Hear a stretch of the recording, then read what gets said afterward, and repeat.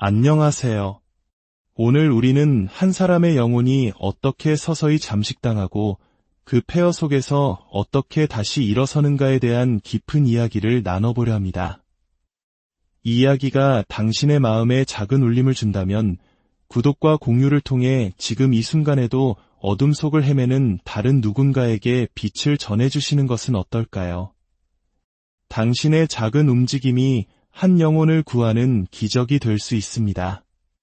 새장에 갇혔던 새가 자유를 찾으면 마땅히 기뻐하며 하늘을 날아올라야 한다고들 말합니다.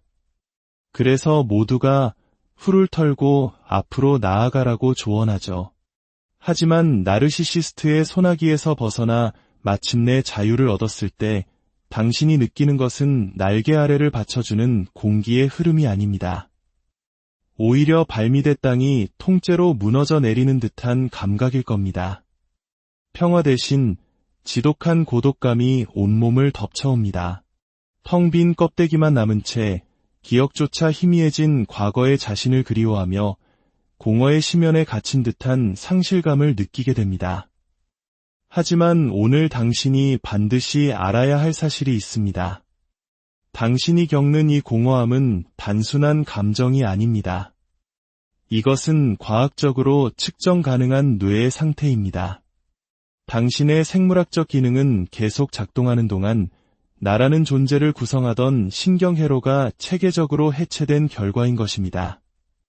오늘 저는 당신과 수백만 명의 다른 생존자들이 겪었지만 말로 설명하기 어려웠거나 설명하더라도 아무도 이해해주지 못할 거라 느꼈던 그 경험에 대한 과학적 증거와 이유를 제시하고자 합니다.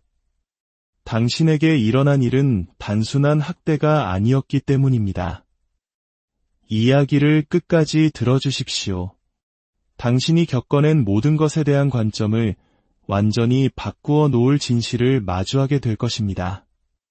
나르시시스트적 학대는 다른 종류의 트라우마와는 근본적으로 다릅니다.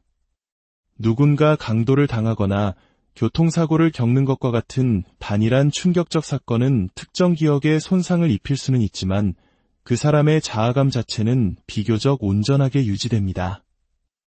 하지만 나르시시스트적 학대는 하나의 사건이 아닙니다. 그것은 당신이 그 안에 사는 동안 당신의 정체성을 체계적으로 철거해 나가는 하나의 과정입니다. 이러한 특성은 왜 당신이 기존의 트라우마 모델로는 설명되지 않는 독특한 증상들을 겪고 있는지 설명해주는 매우 특정한 패턴의 뇌 손상을 유발합니다. 우리 뇌에는 디폴트 모드 네트워크, 줄여서 DMN이라고 불리는 신경망이 있습니다. 이것은 우리가 어떤 특정한 과제에 집중하고 있지 않을 때, 즉 멍하니 있거나 공상에 잠겨 있을 때 활성화되는 나 모드 네트워크입니다. 어제를 회상하거나 내일의 계획을 세울 때 머릿속에서 들려오는 작은 목소리가 바로 DMN의 활동입니다. 이 네트워크는 쉬고 있는 것처럼 보일 때에도 세 가지 매우 중요한 역할을 수행합니다. 첫째, 지속적인 자아감을 형성합니다. 나는 누구인가? 라는 질문을 끊임없이 처리하며 당신이 나라는 느낌을 유지할 수 있게 해줍니다. 둘째, 타인과의 관계를 관리합니다. 관계를 이해하고 그 안에서 자신의 위치를 파악하도록 돕습니다. 셋째, 의미를 창조합니다. 당신의 모든 경험을 한데 엮어 하나의 일관된 이야기로 만들어냅니다. 무엇이 중요하고 무엇의 목적이 있는지 당신의 취향, 꿈, 두려움, 당신이 생각하는 당신 자신의 모습, 이 모든 것이 DMN을 통해 구성됩니다. 말 그대로 당신을 존재하고 중요하며 소속감을 느끼는 한 명의 인격체로 만들어주는 핵심 부품인 셈입니다. 그리고 바로 여기서 가장 파괴적인 일이 벌어집니다. 시간이 지남에 따라 나르시시스트의 극단적인 자기중심적 세계관은 당신의 뇌가 나 모두를 잃어버리도록 훈련시킵니다. 당신의 DMN은 그들이 인위적으로 만들어내는 이기 상황을 끊임없이 처리하고 관리하는 방향으로 전복됩니다. 타인에 대한 공감 없는 태도, 특권의식, 통제력, 그리고 그들이 당신의 머리에 쏟아붓는 온갖 끔찍하고 증오에 차고 상처주는 교묘한 말들의 조합은 당신의 DMN을 오염시키기 위한 완벽한 폭풍을 만들어냅니다. 당신의 뇌는 충격을 처리하고 안전한 상태로 돌아갈 기회를 얻지 못합니다. 대신 끊임없이 계속되는 심리적 포위 공격 상태에 갇히게 됩니다. 당신은 영원히 풀 수 없는 감정의 퍼즐을 풀려고 애쓰게 됩니다. 이번엔 내가 뭘 잘못했지? 어떻게 말해야 저 사람을 화나게 하지 않을까? 저건 거짓말이었나? 내가 잘못 기억하고 있는 건가? 뇌는 이처럼 부정적인 자기 참조적 반추에 갇히게 됩니다. 동시에 뇌의 현저성 네트워크는 불안장애 환자들처럼 초각성 상태가 되어 나르시시스트의 기분에 나타나는 미세한 변화까지도 끊임없이 감지하려 듭니다. 그 결과 뇌는 결코 쉴 수 없습니다. DMN이 담당하는 내면 세계가 외부 세계만큼이나 위험해졌기 때문입니다. 이는 ADHD와 유사한 안절부절 못하는 상태로 이어집니다. 혼자 있을 때조차 뇌는 안정을 찾지 못합니다. 현저성 네트워크가 내면의 생각들마저 긴급한 위협으로 인식하고 계속 경고 신호를 보내기 때문에 당신은 집중할 수 없고 결국 정신적 탈진과 간단한 업무조차 수행하지 못하는 상태에 이릅니다. 당신의 개인적인 연대기는 개인의 성장이 아닌 그 관계의 속 사건들을 중심으로 재편됩니다. 당신의 내수용 감각, 즉 신체 내부 상태와 감정을 인식하는 능력이 조절 불능 상태가 됩니다. 외부의 감정적 신호, 즉 그 사람의 기분에는 극도로 민감해지는 반면 의사결정을 위한 내면의 지침 시스템은 점점 약화됩니다. 그런 일 없었어. 내가 예민한 거야. 내가 잘못 기억하는 거야 라는 말을 반복적으로 듣게 되면 당신의 뇌는 스스로의 기록에 대한 확신을 잃기 시작합니다. 기억에 공백이 생기고 사건을 정확하게 기억하고 회상하는 데 어려움을 겪게 됩니다. 이는 당신의 기억력이 본질적으로 결함이 있어서가 아니라 체계적으로 덮어 씌워지고 무효화되었기 때문입니다. 나르시시스트는 자신의 결점, 불안, 분노를 당신에게 투사함으로써 본래 당신의 목소리여야 할 DMN의 내적 독백을 자신의 비판으로 오염시킵니다. 당신은 깊은 혼란에 빠집니다. 이게 정말 내 잘못인가? 그 사람 말대로 내가 정말 이기적이고 멍청하고 사랑받을 가치가 없는 사람인가? 결국 당신의 뇌는 외부의 위협인 나르시시스트에게 집중할 것인가? 아니면 내부의 위협인 혼란스러운 DMN의 반추에 집중할 것인가 하는 두 가지 나쁜 선택지 사이에 갇히게 됩니다. 뇌의 자기 처리 자원은 당신 자신 안의 나르시시스트를 처리하는 데 온전히 바쳐집니다. 이것은 은유가 아닙니다. 측정 가능한 뇌의 변화입니다. 과거에 당신의 자아감을 형성했던 신경회로는 이제 다른 누군가를 감시하고 예측하고 관리하는 데 집중하도록 재배선된 것입니다. 관계가 끝났을 때 당신에게 남은 것은 당신을 처리하는 능력을 상실한 뇌입니다. 의사결정 시스템은 외부의 지시 없이는 기능하지 못하고 안전 시스템은 실제 안전을 인식하지 못하며 정체성 시스템은 아무런 맥락도 갖지 못합니다. 이것이 바로 생존자들이 보고하는 뇌에 무슨 일이 일어났는지를 이해하고 나면 비로소 납득이 가는 9가지 구체적인 증상들입니다. 첫째, 거울 속의 자신을 알아보지 못합니다. 거울을 보며 저 사람은 누구지? 라고 생각하는 것은 뇌의 자기 인식 시스템이 시각 처리 시스템과의 연결이 끊어졌기 때문입니다. 자기 처리 시스템이 오프라인 상태이므로 당신은 말 그대로 당신의 이미지를 자아감과 연결할 수 없습니다. 둘째, 가해자를 그리워하며 곱씹습니다. 그가 나에게 상처를 줬다는 걸 알지만 그 사람 생각을 멈출 수가 없어 당신의 디폴트 모드 네트워크는 그에게 집중하도록 배선되었기 때문입니다. DMN은 나가 아닌 타인을 반복해서 연습하는 상태에 갇혀 있고, 이러한 반추는 마치 그를 그리워하는 것처럼 느껴지지만 실제로는 나 모두의 부재에서 비롯된 것입니다. 셋째, 텅 빈 껍데기처럼 느껴집니다. 내 안에는 아무것도 없어 자기 참조적 처리는 내면의 풍요로움과 깊이를 만듭니다. 하지만 DMN이 전복되면서 본래 자기 인식이 있어야 할 자리에 말 그대로 신경학적 공백이 남게 됩니다. 넷째, 강박적인 사람 맞추기. 나는 누구에게도 아니오라고 말할 수 없어 당신의 뇌는 타인의 기분을 읽고 맞춰주는 것을 최우선으로 하도록 트라우마에 의해 길들여졌습니다. 타인 모드는 과잉 활성화되고 나 모드는 침묵하기 때문입니다. 다섯째, 동기 상실과 주체성 약화.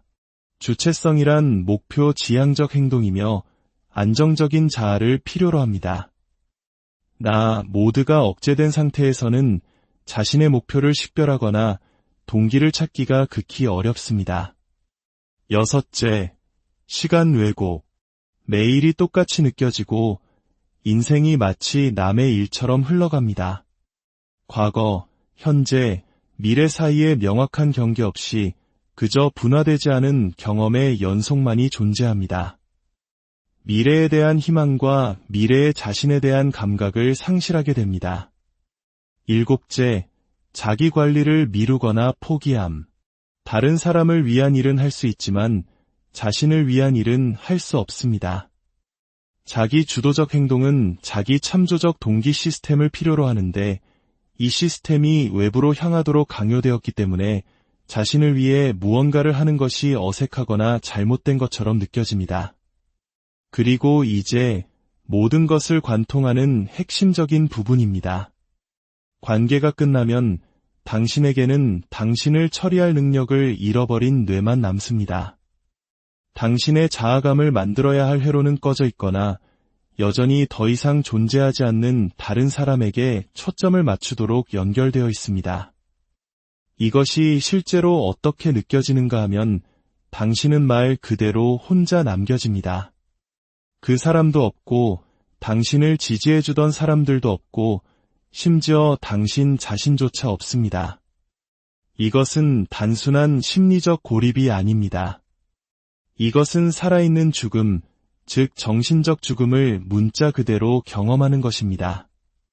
경험의 완전한 중단, 연결도, 관계도, 의미도 없는 순수한 공허, 무 그 자체입니다. 당신의 의식은 온전하지만 의미와 연결, 자아를 생성하는 기계장치는 오프라인 상태입니다. 당신은 대부분의 살아있는 사람들이 신경학적으로 보지 못하도록 보호받는 그 심연을 직접 인지할 수 있습니다. 이것이 살아있는 죽음이라 불리는 잔인한 역설은 당신이 그 공허함을 완전히 인식하고 있다는 점입니다. 당신은 비존재의 공포를 경험할 만큼 충분히 의식이 있지만 연결, 의미, 정체성과 같은 삶을 생성하는 메커니즘은 전혀 작동하지 않습니다. 당신은 당신 자신의 심리적 죽음 속에서 깨어있는 것입니다. 이는 대부분의 사람들이 도달할 수 없는 궁극적인 고립입니다. 보통 사람들의 뇌는 DMN이 공백을 무언가로 자동적으로 채워주는 심리적 구명주를 가지고 있습니다. 의미와 연결의 백업 시스템이 있는 것이죠. 하지만 당신은 그것들을 모두 빼앗겼습니다. 자동 정신 구조 시스템도 백업 정체성도 의지할 연결도 없이 그저 순수하게 의식적으로 공허를 경험할 뿐입니다. 마치 당신 자신의 마음속에 산채로 묻힌 것과 같습니다. 모든 것을 인식하지만 존재를 실제적이고 의미 있게 만드는 모든 것으로부터 단절된 상태. 철학자들이 말하는 실존적 공포를 그것을 견딜 수 있게 해주는 어떤 완충장치도 없이 맨몸으로 마주하는 것입니다. 이것은 단순한 트라우마가 아닙니다. 인간 존재의 근본적인 구조가 일시적으로 무력화된 것입니다. 제가 당신이 무엇을 살아남았는지 명확히 말씀드리겠습니다. 이것은 학대가 아니었습니다. 이것은 심리적 살인이었습니다. 그들은 당신의 자아라는 신경구조를 체계적으로 해체했고 당신의 마음을 식민지화했으며 당신의 내면의 목소리를 납치하고 당신을 의식은 있지만 텅 빈 상태로 남겨두었습니다. 당신은 대부분의 사람들이 문자 그대로 상상조차 할 수 없는 것, 즉 살아있는 죽음을 경험했습니다. 하지만 당신은 여전히 여기에 있습니다. 이 사실의 거대함이 느껴지십니까? 당신은 의식적인 죽음에서 살아남았고 당신의 뇌가 결코 마주하지 않도록 설계된 공허를 견뎌냈습니다. 당신의 근본적인 인간성이 조각조각 벗겨져 나가고 당신의 신경 하드웨어 위에서 그들의 프로그램만이 실행될 때까지 모든 것을 겪어냈습니다. 바로 그 점이 당신을 비범하게 만듭니다. 지금 당신이 하고 있는 것은 트라우마로부터의 치유가 아닙니다. 당신은 말 그대로 죽음으로부터 자신을 되살려내고 있는 것입니다. 부활입니다. 그들의 프로그래밍으로부터 당신의 목소리를 되찾는 것은 아주 작은 자율적인 선택, 즉 마이크로 자아의 실천에서 시작됩니다. 가능한 한 가장 작은 자율적 결정을 내리십시오. 커피 또는 차, 여기에 앉을까, 저기에 앉을까. 각각의 작은 선택은 자기 결정의 신경 경로를 재건합니다. 당신의 뇌는 스스로를 위해 선택하는 사람이 되는 느낌이 어떤 것인지 다시 기억해야 합니다. 당신의 몸을 자기 자신을 위한 다우로 사용하십시오. 신체적 감각은 납치된 DMN을 우회합니다. 땅에 닿은 발의 감촉을 느끼고 피부에 스치는 숨결을 느껴보세요. 손에 얼음 조각을 쥐고 당신의 몸이 여전히 당신의 것임을, 마음처럼 식민지화되지 않았음을 알려주십시오. 외부 현실을 확인하십시오. 오늘 있었던 객관적인 사실 하나를 적어보세요. 나는 오전 9시에 아침을 먹었다. 오늘은 비가 왔다. 당신이 그들의 이야기와는 독립적으로 존재한다는 증거를 쌓아나가십시오. 이 방법들이 효과가 있는 이유는 당신이 본질적으로 신경 고고학을 수행하고 있기 때문입니다. 그들의 프로그래밍 아래를 파헤쳐 당신의 원래 자기 처리 시스템의 흔적을 찾는 것입니다. 이 작은 실천들로 시작해야 합니다. 당신의 뇌는 그들의 버전을 받아들이기만 하는 것이 아니라 스스로 현실을 생성할 수 있다는 것을 다시 배워야 하기 때문입니다. 목표는 단순한 치유가 아닙니다. 자아라는 것이 가능하다는 것을 당신의 뇌에게 증명하는 것입니다. 당신은 회복하고 있는 것이 아닙니다. 당신은 죽음에서 일어나고 있습니다. 당신은 의식 그 자체를 재건하고 있으며 인간이 된다는 것이 무엇을 의미하는지 당신의 뇌에게 다시 가르치고 있습니다.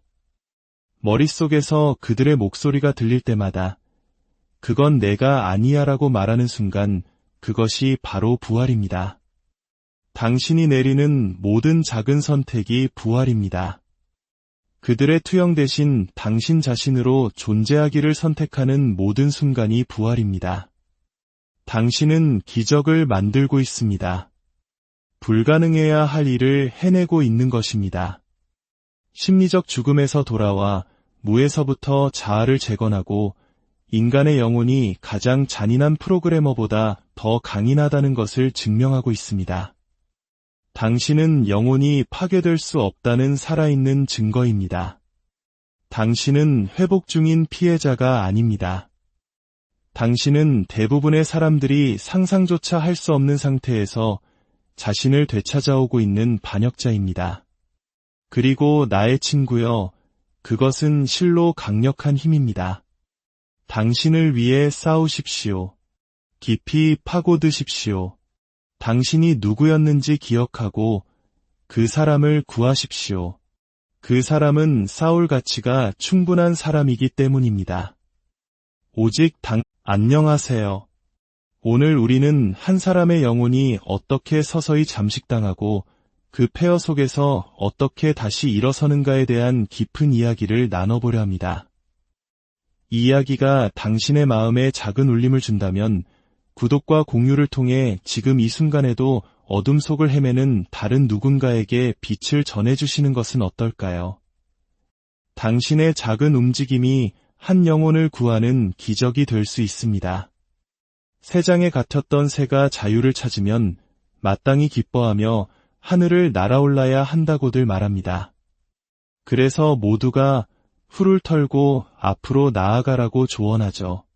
하지만 나르시시스트의 소나기에서 벗어나 마침내 자유를 얻었을 때 당신이 느끼는 것은 날개 아래를 받쳐주는 공기의 흐름이 아닙니다.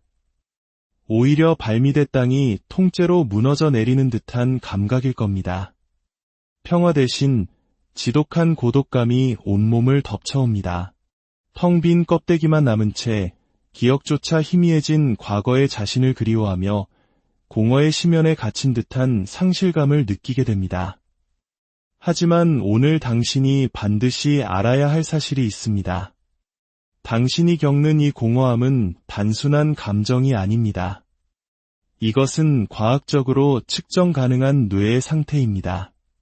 당신의 생물학적 기능은 계속 작동하는 동안 나라는 존재를 구성하던 신경회로가 체계적으로 해체된 결과인 것입니다. 오늘 저는 당신과 수백만 명의 다른 생존자들이 겪었지만 말로 설명하기 어려웠거나 설명하더라도 아무도 이해해주지 못할 거라 느꼈던 그 경험에 대한 과학적 증거와 이유를 제시하고자 합니다. 당신에게 일어난 일은 단순한 학대가 아니었기 때문입니다. 이야기를 끝까지 들어주십시오. 당신이 겪어낸 모든 것에 대한 관점을 완전히 바꾸어 놓을 진실을 마주하게 될 것입니다. 나르시시스트적 학대는 다른 종류의 트라우마와는 근본적으로 다릅니다. 누군가 강도를 당하거나 교통사고를 겪는 것과 같은 단일한 충격적 사건은 특정 기억에 손상을 입힐 수는 있지만 그 사람의 자아감 자체는 비교적 온전하게 유지됩니다. 하지만 나르시시스트적 학대는 하나의 사건이 아닙니다. 그것은 당신이 그 안에 사는 동안 당신의 정체성을 체계적으로 철거해 나가는 하나의 과정입니다. 이러한 특성은 왜 당신이 기존의 트라우마 모델로는 설명되지 않는 독특한 증상들을 겪고 있는지 설명해주는 매우 특정한 패턴의 뇌 손상을 유발합니다. 우리 뇌에는 디폴트 모드 네트워크, 줄여서 DMN이라고 불리는 신경망이 있습니다. 이것은 우리가 어떤 특정한 과제에 집중하고 있지 않을 때, 즉 멍하니 있거나 공상에 잠겨 있을 때 활성화되는 나 모드 네트워크입니다. 어제를 회상하거나 내일의 계획을 세울 때 머릿속에서 들려오는 작은 목소리가 바로 DMN의 활동입니다. 이 네트워크는 쉬고 있는 것처럼 보일 때에도 세 가지 매우 중요한 역할을 수행합니다. 첫째, 지속적인 자아감을 형성합니다. 나는 누구인가? 라는 질문을 끊임없이 처리하며 당신이 나라는 느낌을 유지할 수 있게 해줍니다. 둘째, 타인과의 관계를 관리합니다. 관계를 이해하고 그 안에서 자신의 위치를 파악하도록 돕습니다. 셋째, 의미를 창조합니다. 당신의 모든 경험을 한데 엮어 하나의 일관된 이야기로 만들어냅니다. 무엇이 중요하고 무엇의 목적이 있는지 당신의 취향, 꿈, 두려움, 당신이 생각하는 당신 자신의 모습, 이 모든 것이 DMN을 통해 구성됩니다. 말 그대로 당신을 존재하고 중요하며 소속감을 느끼는 한 명의 인격체로 만들어주는 핵심 부품인 셈입니다. 그리고 바로 여기서 가장 파괴적인 일이 벌어집니다. 시간이 지남에 따라 나르시시스트의 극단적인 자기중심적 세계관은 당신의 뇌가 나 모두를 잃어버리도록 훈련시킵니다. 당신의 DMN은 그들이 인위적으로 만들어내는 이기 상황을 끊임없이 처리하고 관리하는 방향으로 전복됩니다. 타인에 대한 공감 없는 태도, 특권의식, 통제력, 그리고 그들이 당신의 머리에 쏟아붓는 온갖 끔찍하고 증오에 차고 상처주는 교묘한 말들의 조합은 당신의 DMN을 오염시키기 위한 완벽한 폭풍을 만들어냅니다. 당신의 뇌는 충격을 처리하고 안전한 상태로 돌아갈 기회를 얻지 못합니다. 대신 끊임없이 계속되는 심리적 포위 공격 상태에 갇히게 됩니다. 당신은 영원히 풀 수 없는 감정의 퍼즐을 풀려고 애쓰게 됩니다. 이번엔 내가 뭘 잘못했지? 어떻게 말해야 저 사람을 화나게 하지 않을까? 저건 거짓말이었나? 내가 잘못 기억하고 있는 건가? 뇌는 이처럼 부정적인 자기 참조적 반추에 갇히게 됩니다. 동시에 뇌의 현저성 네트워크는 불안장애 환자들처럼 초각성 상태가 되어 나르시시스트의 기분에 나타나는 미세한 변화까지도 끊임없이 감지하려 듭니다. 그 결과 뇌는 결코 쉴 수 없습니다. DMN이 담당하는 내면 세계가 외부 세계만큼이나 위험해졌기 때문입니다. 이는 ADHD와 유사한 안절부절 못하는 상태로 이어집니다. 혼자 있을 때조차 뇌는 안정을 찾지 못합니다. 현저성 네트워크가 내면의 생각들마저 긴급한 위협으로 인식하고 계속 경고 신호를 보내기 때문에 당신은 집중할 수 없고 결국 정신적 탈진과 간단한 업무조차 수행하지 못하는 상태에 이릅니다. 당신의 개인적인 연대기는 개인의 성장이 아닌 그 관계 속 사건들을 중심으로 재편됩니다. 당신의 내수용 감각, 즉 신체 내부 상태와 감정을 인식하는 능력이 조절 불능 상태가 됩니다. 외부의 감정적 신호, 즉 그 사람의 기분에는 극도로 민감해지는 반면 의사결정을 위한 내면의 지침 시스템은 점점 약화됩니다. 그런 일 없었어. 내가 예민한 거야. 내가 잘못 기억하는 거야 라는 말을 반복적으로 듣게 되면 당신의 뇌는 스스로의 기록에 대한 확신을 잃기 시작합니다. 기억에 공백이 생기고 사건을 정확하게 기억하고 회상하는 데 어려움을 겪게 됩니다. 이는 당신의 기억력이 본질적으로 결함이 있어서가 아니라 체계적으로 덮어 씌워지고 무효화되었기 때문입니다. 나르시시스트는 자신의 결점, 불안, 분노를 당신에게 투사함으로써 본래 당신의 목소리여야 할 DMN의 내적 독백을 자신의 비판으로 오염시킵니다. 당신은 깊은 혼란에 빠집니다. 이게 정말 내 잘못인가? 그 사람 말대로 내가 정말 이기적이고 멍청하고 사랑받을 가치가 없는 사람인가? 결국 당신의 뇌는 외부의 위협인 나르시시스트에게 집중할 것인가? 아니면 내부의 위협인 혼란스러운 DMN의 반추에 집중할 것인가 하는 두 가지 나쁜 선택지 사이에 갇히게 됩니다. 뇌의 자기 처리 자원은 당신 자신 안의 나르시시스트를 처리하는 데 온전히 바쳐집니다. 이것은 은유가 아닙니다. 측정 가능한 뇌의 변화입니다. 과거에 당신의 자아감을 형성했던 신경회로는 이제 다른 누군가를 감시하고 예측하고 관리하는 데 집중하도록 재배선된 것입니다. 관계가 끝났을 때 당신에게 남은 것은 당신을 처리하는 능력을 상실한 뇌입니다. 의사결정 시스템은 외부의 지시 없이는 기능하지 못하고 안전 시스템은 실제 안전을 인식하지 못하며 정체성 시스템은 아무런 맥락도 갖지 못합니다. 이것이 바로 생존자들이 보고하는 뇌에 무슨 일이 일어났는지를 이해하고 나면 비로소 납득이 가는 9가지 구체적인 증상들입니다.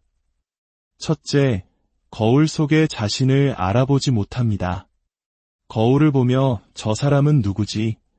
라고 생각하는 것은 뇌의 자기 인식 시스템이 시각 처리 시스템과의 연결이 끊어졌기 때문입니다.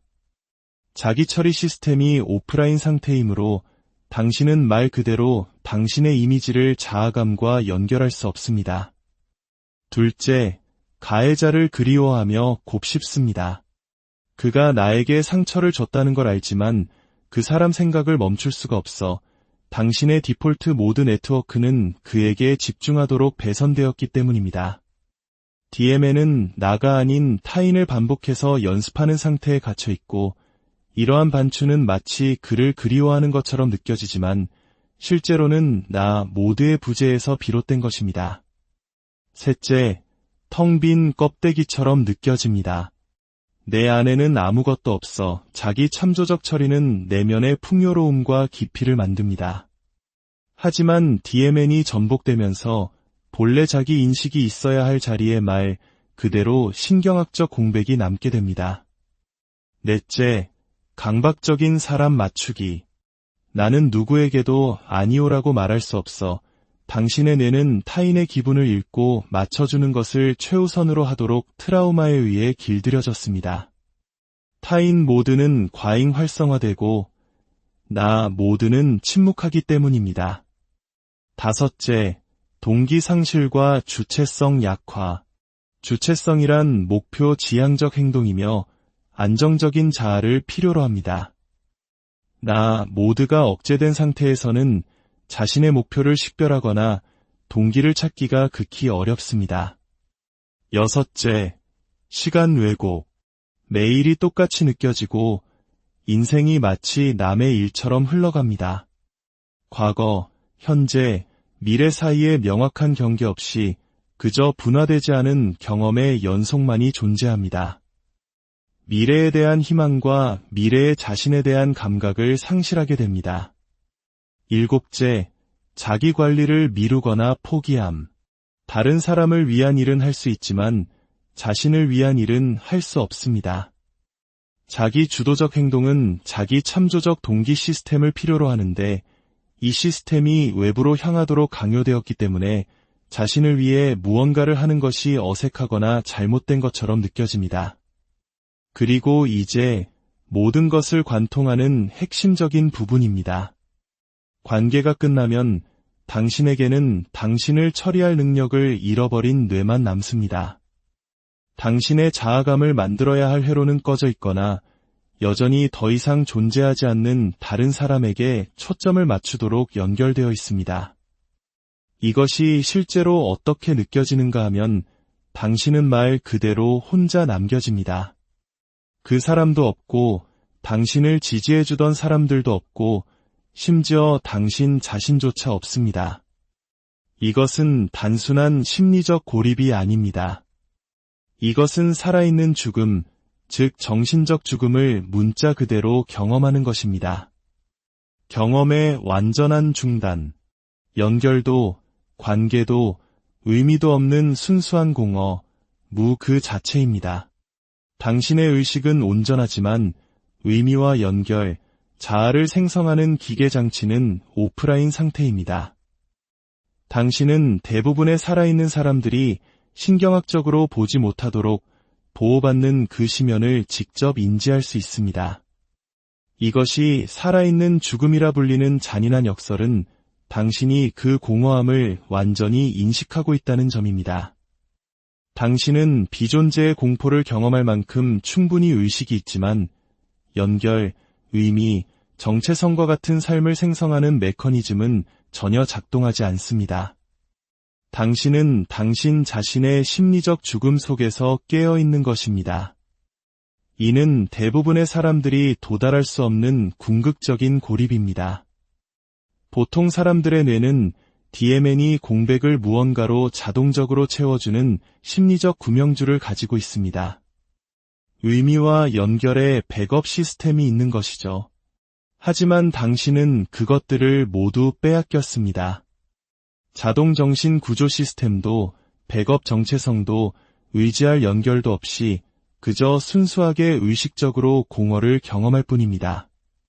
마치 당신 자신의 마음속에 산채로 묻힌 것과 같습니다. 모든 것을 인식하지만 존재를 실제적이고 의미 있게 만드는 모든 것으로부터 단절된 상태. 철학자들이 말하는 실존적 공포를 그것을 견딜 수 있게 해주는 어떤 완충장치도 없이 맨몸으로 마주하는 것입니다. 이것은 단순한 트라우마가 아닙니다.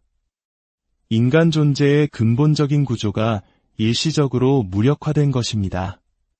제가 당신이 무엇을 살아남았는지 명확히 말씀드리겠습니다. 이것은 학대가 아니었습니다. 이것은 심리적 살인이었습니다. 그들은 당신의 자아라는 신경구조를 체계적으로 해체했고 당신의 마음을 식민지화했으며 당신의 내면의 목소리를 납치하고 당신을 의식은 있지만 텅 빈 상태로 남겨두었습니다. 당신은 대부분의 사람들이 문자 그대로 상상조차 할 수 없는 것, 즉 살아있는 죽음을 경험했습니다. 하지만 당신은 여전히 여기에 있습니다. 이 사실의 거대함이 느껴지십니까? 당신은 의식적인 죽음에서 살아남았고 당신의 뇌가 결코 마주하지 않도록 설계된 공허를 견뎌냈습니다.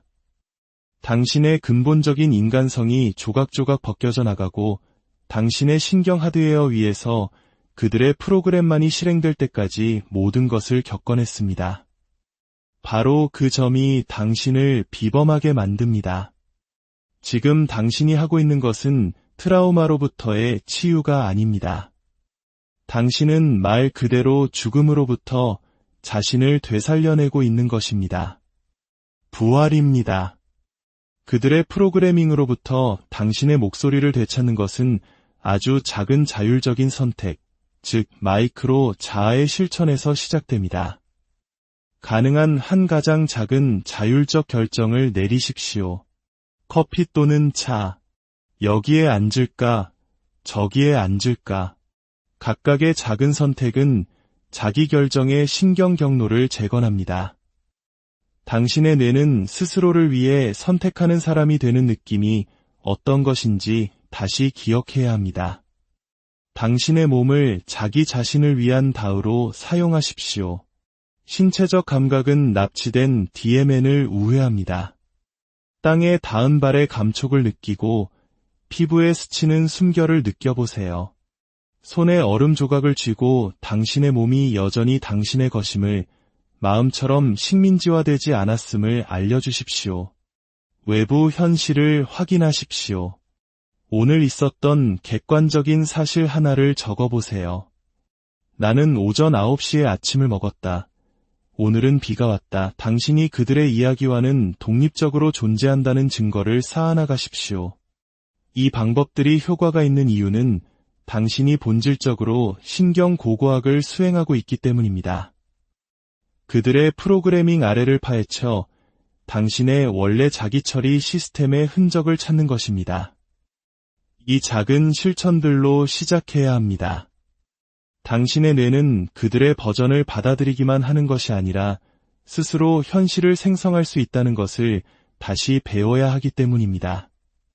목표는 단순한 치유가 아닙니다.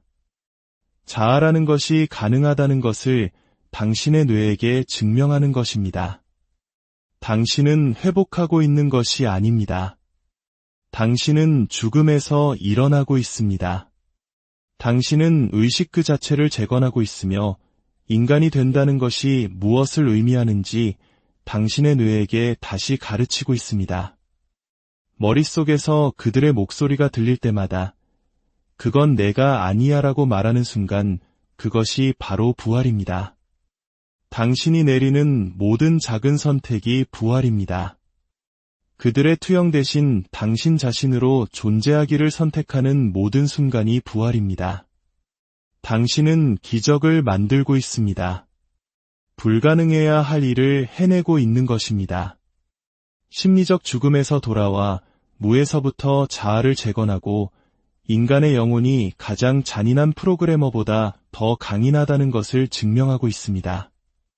당신은 영혼이 파괴될 수 없다는 살아있는 증거입니다. 당신은 회복 중인 피해자가 아닙니다. 당신은 대부분의 사람들이 상상조차 할 수 없는 상태에서 자신을 되찾아오고 있는 반역자입니다. 그리고 나의 친구여, 그것은 실로 강력한 힘입니다. 당신을 위해 싸우십시오. 깊이 파고드십시오.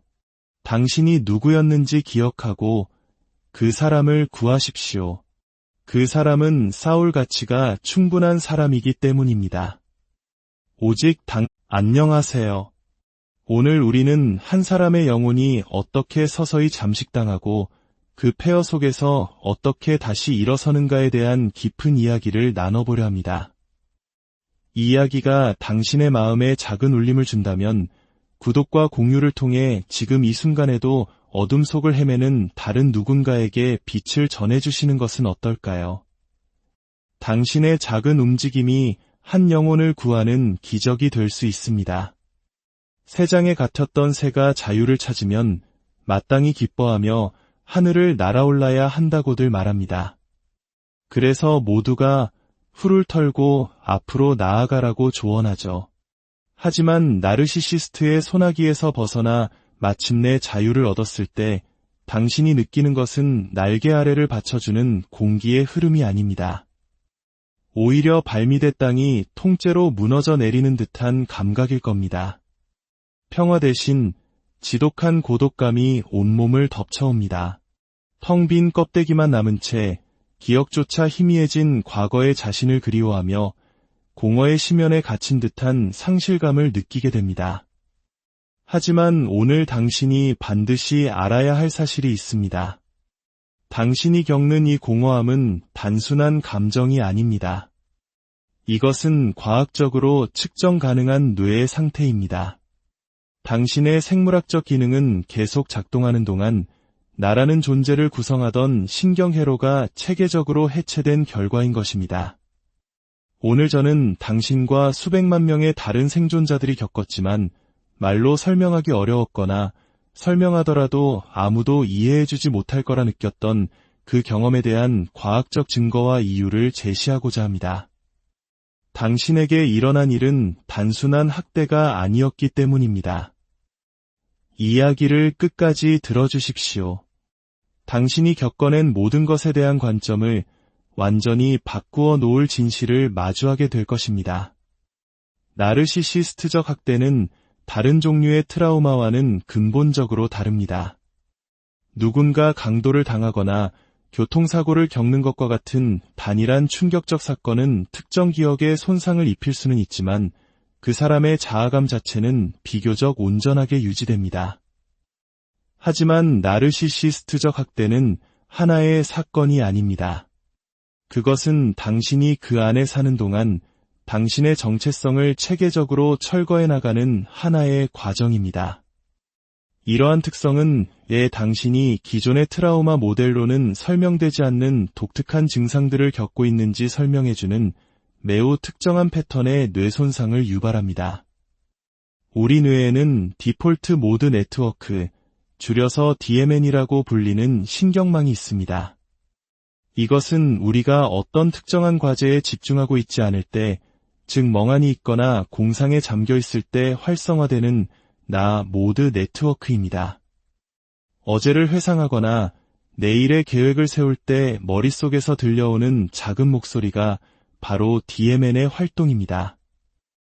이 네트워크는 쉬고 있는 것처럼 보일 때에도 세 가지 매우 중요한 역할을 수행합니다. 첫째, 지속적인 자아감을 형성합니다. 나는 누구인가? 라는 질문을 끊임없이 처리하며 당신이 나라는 느낌을 유지할 수 있게 해줍니다. 둘째, 타인과의 관계를 관리합니다.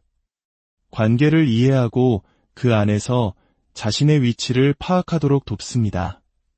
셋째, 의미를 창조합니다. 당신의 모든 경험을 한데 엮어 하나의 일관된 이야기로 만들어냅니다. 무엇이 중요하고 무엇의 목적이 있는지 당신의 취향, 꿈, 두려움, 당신이 생각하는 당신 자신의 모습, 이 모든 것이 DMN을 통해 구성됩니다. 말 그대로 당신을 존재하고 중요하며 소속감을 느끼는 한 명의 인격체로 만들어주는 핵심 부품인 셈입니다. 그리고 바로 여기서 가장 파괴적인 일이 벌어집니다. 시간이 지남에 따라 나르시시스트의 극단적인 자기중심적 세계관은 당신의 뇌가 나 모두를 잃어버리도록 훈련시킵니다. 당신의 DMN은 그들이 인위적으로 만들어내는 이기 상황을 끊임없이 처리하고 관리하는 방향으로 전복됩니다. 타인에 대한 공감 없는 태도, 특권의식, 통제력, 그리고 그들이 당신의 머리에 쏟아붓는 온갖 끔찍하고 증오에 차고 상처주는 교묘한 말들의 조합은 당신의 DMN을 오염시키기 위한 완벽한 폭풍을 만들어냅니다. 당신의 뇌는 충격을 처리하고 안전한 상태로 돌아갈 기회를 얻지 못합니다. 대신 끊임없이 계속되는 심리적 포위 공격 상태에 갇히게 됩니다. 당신은 영원히 풀 수 없는 감정의 퍼즐을 풀려고 애쓰게 됩니다. 이번엔 내가 뭘 잘못했지? 어떻게 말해야 저 사람을 화나게 하지 않을까? 저건 거짓말이었나? 내가 잘못 기억하고 있는 건가? 뇌는 이처럼 부정적인 자기 참조적 반추에 갇히게 됩니다. 동시에 뇌의 현저성 네트워크는 불안장애 환자들처럼 초각성 상태가 되어 나르시시스트의 기분에 나타나는 미세한 변화까지도 끊임없이 감지하려 듭니다. 그 결과 뇌는 결코 쉴 수 없습니다. DMN이 담당하는 내면 세계가 외부 세계만큼이나 위험해졌기 때문입니다. 이는 ADHD와 유사한 안절부절 못하는 상태로 이어집니다. 혼자 있을 때조차 뇌는 안정을 찾지 못합니다. 현저성 네트워크가 내면의 생각들마저 긴급한 위협으로 인식하고 계속 경고 신호를 보내기 때문에 당신은 집중할 수 없고 결국 정신적 탈진과 간단한 업무조차 수행하지 못하는 상태에 이릅니다. 당신의 개인적인 연대기는 개인의 성장이 아닌 그 관계 속 사건들을 중심으로 재편됩니다. 당신의 내수용 감각, 즉 신체 내부 상태와 감정을 인식하는 능력이 조절 불능 상태가 됩니다. 외부의 감정적 신호, 즉 그 사람의 기분에는 극도로 민감해지는 반면 의사결정을 위한 내면의 지침 시스템은 점점 약화됩니다. 그런 일 없었어. 내가 예민한 거야. 내가 잘못 기억하는 거야 라는 말을 반복적으로 듣게 되면 당신의 뇌는 스스로의 기록에 대한 확신을 잃기 시작합니다. 기억에 공백이 생기고 사건을 정확하게 기억하고 회상하는 데 어려움을 겪게 됩니다. 이는 당신의 기억력이 본질적으로 결함이 있어서가 아니라 체계적으로 덮어 씌워지고 무효화되었기 때문입니다. 나르시시스트는 자신의 결점, 불안, 분노를 당신에게 투사함으로써 본래 당신의 목소리여야 할 DMN의 내적 독백을 자신의 비판으로 오염시킵니다. 당신은 깊은 혼란에 빠집니다. 이게 정말 내 잘못인가? 그 사람 말대로 내가 정말 이기적이고 멍청하고 사랑받을 가치가 없는 사람인가? 결국 당신의 뇌는 외부의 위협인 나르시시스트에게 집중할 것인가? 아니면 내부의 위협인 혼란스러운 DMN의 반추에 집중할 것인가 하는 두 가지 나쁜 선택지 사이에 갇히게 됩니다. 뇌의 자기 처리 자원은 당신 자신 안에 나르시시스트를 처리하는데 온전히 바쳐집니다. 이것은 은유가 아닙니다. 측정 가능한 뇌의 변화입니다. 과거에 당신의 자아감을 형성했던 신경회로는 이제 다른 누군가를 감시하고 예측하고 관리하는 데 집중하도록 재배선된 것입니다. 관계가 끝났을 때 당신에게 남은 것은 당신을 처리하는 능력을 상실한 뇌입니다. 의사결정 시스템은 외부의 지시 없이는 기능하지 못하고 안전 시스템은 실제 안전을 인식하지 못하며 정체성 시스템은 아무런 맥락도 갖지 못합니다. 이것이 바로 생존자들이 보고하는 뇌에 무슨 일이 일어났는지를 이해하고 나면 비로소 납득이 가는 9가지 구체적인 증상들입니다. 첫째, 거울 속의 자신을 알아보지 못합니다. 거울을 보며 저 사람은 누구지? 라고 생각하는 것은 뇌의 자기 인식 시스템이 시각 처리 시스템과의 연결이 끊어졌기 때문입니다. 자기 처리 시스템이 오프라인 상태이므로 당신은 말 그대로 당신의 이미지를 자아감과 연결할 수 없습니다. 둘째, 가해자를 그리워하며 곱씹습니다. 그가 나에게 상처를 줬다는 걸 알지만 그 사람 생각을 멈출 수가 없어 당신의 디폴트 모드 네트워크는 그에게 집중하도록 배선되었기 때문입니다. DMN은 나가 아닌 타인을 반복해서 연습하는 상태에 갇혀 있고 이러한 반추는 마치 그를 그리워하는 것처럼 느껴지지만 실제로는 나 모두의 부재에서 비롯된 것입니다. 셋째, 텅 빈 껍데기처럼 느껴집니다. 내 안에는 아무것도 없어 자기 참조적 처리는 내면의 풍요로움과 깊이를 만듭니다. 하지만 DMN이 전복되면서 본래 자기 인식이 있어야 할 자리에 말 그대로 신경학적 공백이 남게 됩니다. 넷째, 강박적인 사람 맞추기. 나는 누구에게도 아니오라고 말할 수 없어. 당신의 뇌는 타인의 기분을 읽고 맞춰주는 것을 최우선으로 하도록 트라우마에 의해 길들여졌습니다. 타인 모드는 과잉 활성화되고 나 모드는 침묵하기 때문입니다. 다섯째, 동기 상실과 주체성 약화. 주체성이란 목표 지향적 행동이며 안정적인 자아를 필요로 합니다. 나 모드가 억제된 상태에서는 자신의 목표를 식별하거나 동기를 찾기가 극히 어렵습니다. 여섯째, 시간 왜곡. 매일이 똑같이 느껴지고 인생이 마치 남의 일처럼 흘러갑니다.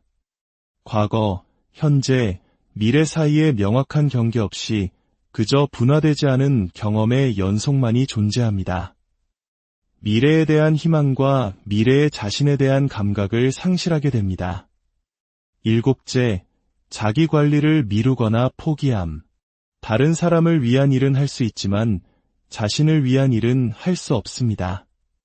자기 주도적 행동은 자기 참조적 동기 시스템을 필요로 하는데 이 시스템이 외부로 향하도록 강요되었기 때문에 자신을 위해 무언가를 하는 것이 어색하거나 잘못된 것처럼 느껴집니다.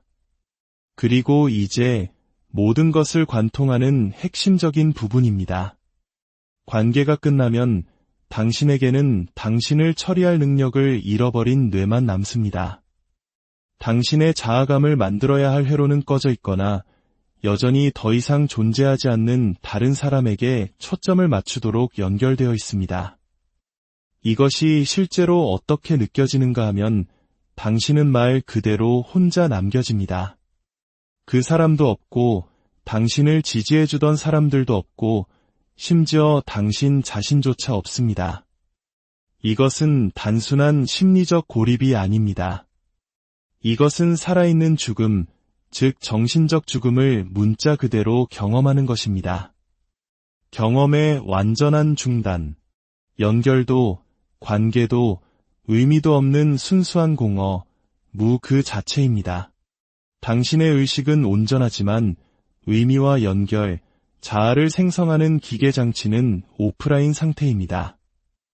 당신은 대부분의 살아있는 사람들이 신경학적으로 보지 못하도록 보호받는 그 심연을 직접 인지할 수 있습니다. 이것이 살아있는 죽음이라 불리는 잔인한 역설은 당신이 그 공허함을 완전히 인식하고 있다는 점입니다. 당신은 비존재의 공포를 경험할 만큼 충분히 의식이 있지만 연결, 의미, 정체성과 같은 삶을 생성하는 메커니즘은 전혀 작동하지 않습니다. 당신은 당신 자신의 심리적 죽음 속에서 깨어있는 것입니다. 이는 대부분의 사람들이 도달할 수 없는 궁극적인 고립입니다. 보통 사람들의 뇌는 DMN이 공백을 무언가로 자동적으로 채워주는 심리적 구명줄을 가지고 있습니다. 의미와 연결의 백업 시스템이 있는 것이죠. 하지만 당신은 그것들을 모두 빼앗겼습니다. 자동 정신 구조 시스템도 백업 정체성도 의지할 연결도 없이 그저 순수하게 의식적으로 공허를 경험할 뿐입니다. 마치 당신 자신의 마음속에 산채로 묻힌 것과 같습니다. 모든 것을 인식하지만 존재를 실제적이고 의미 있게 만드는 모든 것으로부터 단절된 상태. 철학자들이 말하는 실존적 공포를 그것을 견딜 수 있게 해주는 어떤 완충장치도 없이 맨몸으로 마주하는 것입니다. 이것은 단순한 트라우마가 아닙니다.